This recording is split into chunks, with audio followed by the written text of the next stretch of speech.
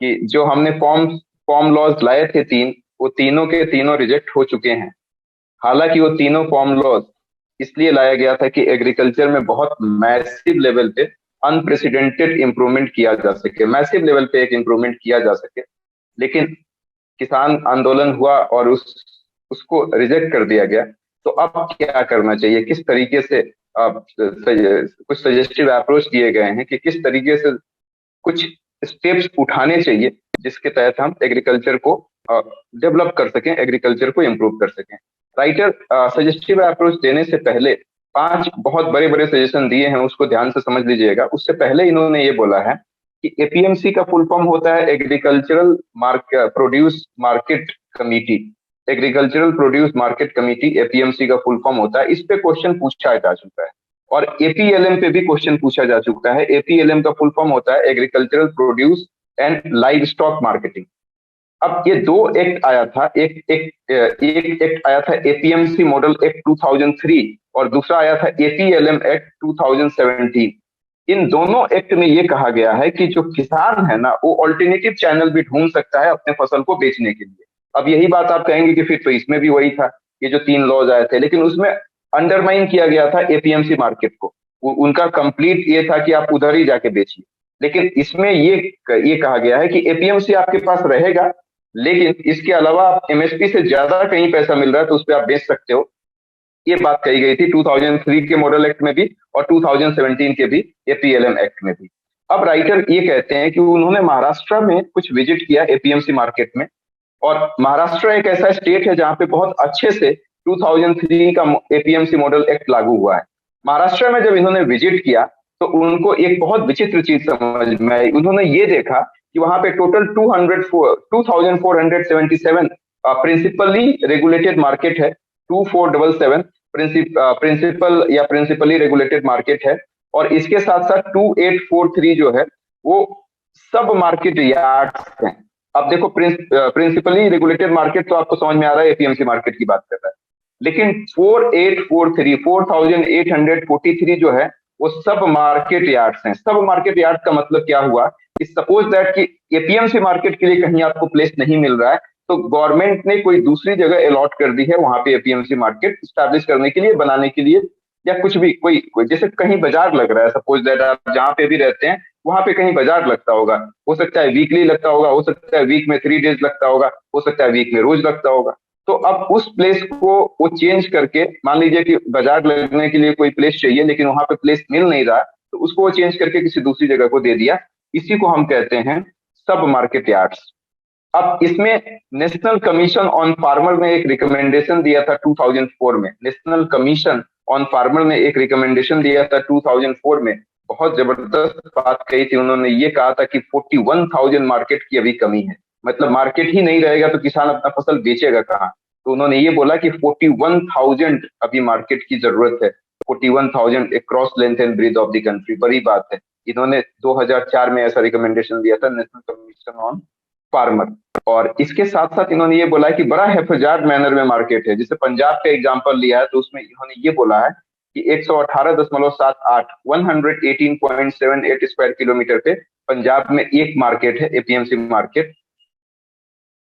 और वहीं पे इन्होंने मेघालय का एग्जांपल दिया है जो काफी ज्यादा है, 11,215 स्क्वायर किलोमीटर। कहाँ पे 118.78 और कहाँ पे 11,215 स्क्वायर किलोमीटर। मतलब इतना है फर्जार्ड मैंने दिया हुआ है कि कहीं पे इतने नजदीक नजदीक में मार्केट है, कहीं पे खूब ज्यादा दूर पे है। हालांकि नजदीक पंजाब में भी नहीं है, क्योंकि नेशनल कमीशन ऑन फार्मर ने साफ साफ ये कहा था कि हर 5 किलोमीटर पे एक मार्केट होना चाहिए।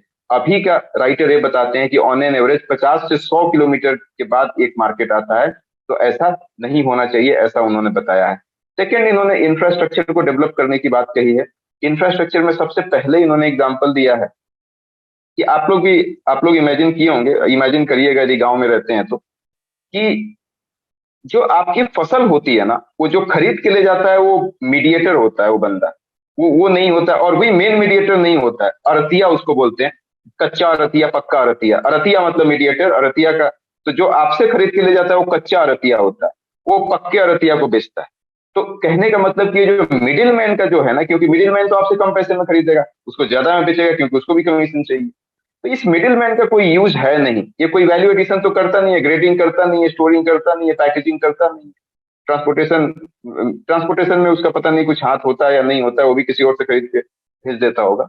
तो मिडिल मैन को हटाने की बात कही जा रही है, और इसके साथ साथ ये भी कहा जा रहा है कि वो जो फसल को चेक करने के जो आपका जो सरप्लस होता है, वो जो चेक करते हैं, वो हाथ में उठा के गेहूं देख लिया, बोला कि ठीक है, हाँ हाँ ठीक है, खराब है तो खराब है, वो ट्रेडिशनल मेथड से चेक करते हैं। तो राइटर ने ये बताया है कि एपीएमसी मार्केट में लैब स्टैब्लिश करने की जरूरत है, और खास करके आर्टिफिशियल इंटेलिजेंस मशीन की जरूरत है, जो बहुत इजीली टेस्टिंग प्रोसेस को कंप्लीट कर देगा।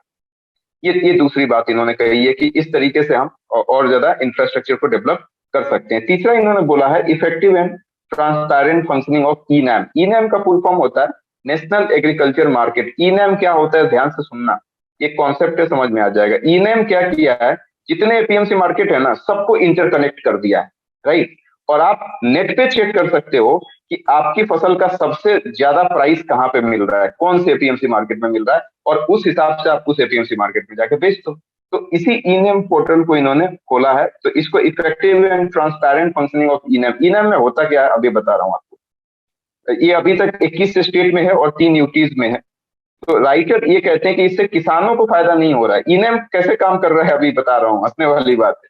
जैसे मैं मान लो कि मैं मीडिएटर हूँ या मैं ट्रेडर हूँ, मैं खरीद रहा हूँ आप लोगों का सामान, और मैं जाके गवर्नमेंट को दे दूं, फूड कॉर्पोरेशन ऑफ इंडिया को। तो यदि श्वेता दी आ रही है एज ए फार्मर मेरे से बेचने के लिए, तो इनको ई नेम का पता नहीं होगा, क्योंकि डिजिटली बहुत ज्यादा लिटरेट है नहीं आपके फार्मर।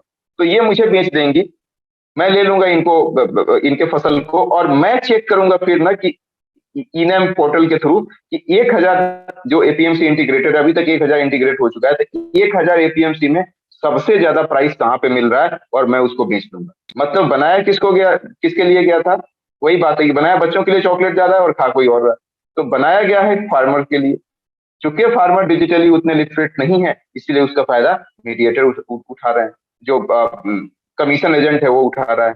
तो ये चीजें खत्म होनी चाहिए। इस पे ये राइटर बताते हैं कि ऐसे करने से क्या फायदा है। चौथा पॉइंट इन्होंने बोला है एमएसपी को लेके। एमएसपी गवर्नमेंट अनाउंस कर देती है, और गवर्नमेंट अनाउंस करती है क्या, 2-3 फसल के लिए अनाउंस करती है, मुझे जहां तक पता है राइस और व्हीट के लिए अलाउड करती है शायद। तो इन्होंने ये बोला है कि इतने चालाक होते हैं कमीशन एजेंट और ट्रेडर्स, जैसे मान लीजिए गवर्नमेंट ने ना 1000 एमएसपी अनाउंस किया, 1000, तो ये लोग 800 से बोली लगाना चालू करेंगे। नियम तो ये होना चाहिए ना कि 1000 से तुम बोली लगाओ ना, और बोली जितना ऊपर तक जाए उसके बाद खरीदो उससे। तो इन्होंने ये 800 से लगाते हैं। जब किसान पूछता है कि 800 से क्यों लगा रहे हो, तो कहते हैं तेरी क्वालिटी खराब है। अब क्वालिटी खराब कर, जबरदस्ती भी तो क्वालिटी खराब करा सकते हैं ना, इसीलिए तो कहा जा रहा है कि आर्टिफिशियल इंटेलिजेंस मशीन लगाओ, वो चेक करके बताएगा। तो ये राइटर ये बताते हैं कि एक ऐसा क्यों नहीं सिस्टम आप दे देते हो, जैसे एक सर्टेन लिमिट के बाद वो नहीं कर सकता। जैसे मान लीजिए कि 1000 एमएसपी रखा गया है, तो 900 से बोली मिनिमम लगनी चाहिए, 10% से ज्यादा नीचे नहीं आना चाहिए बोली लगाने के लिए। ऐसा कोई रूल बनाया जा सकता है, जिससे क्या होगा कि किसान को ज्यादा पैसा मिलेगा, ज्यादा प्रॉफिट होगा। लास्ट में इन्होंने पांचवा जो पॉइंट बोला है वो ये बोला है कि जो गवर्नमेंट है ना, ये इन लोगों को ये भी ऑल्टरनेटिव दे कि एपीएमसी 2003 का जो मॉडल एक्ट आया था, इसके थ्रू ये किसान जो है वो डायरेक्ट सेल कर सकता है एपीएमसी मार्केट के अलावा भी कहीं। मतलब इसके पहले वाला भी जो 3 बिल था ना, उसमें भी यही बात कही गई थी, लेकिन ये बाईपास कर रहा था एपीएमसी मार्केट को। बाईपास नहीं करना, अंडरमाइन नहीं करना है उसको। एपीएमसी मार्केट को अच्छे से रेगुलेट करो, लेकिन उनको एक और ऑल्टरनेटिव दो, जो कहीं दूसरी जगह जाके बेचे, तो वो किसान बार्गेनिंग कर सके कि एपीएमसी मार्केट में तो मेरा 1000 रुपया मिल रहा है, हम तुमको 1100 या 1200 में बेचेंगे, क्योंकि 1000 में तो हमारे एपीएमसी में ही दिख जाएगा। तो इस तरीके से यदि हो जाता है, तो ऐसा कहा जाता है कि किसान को ज्यादा फायदा होगा।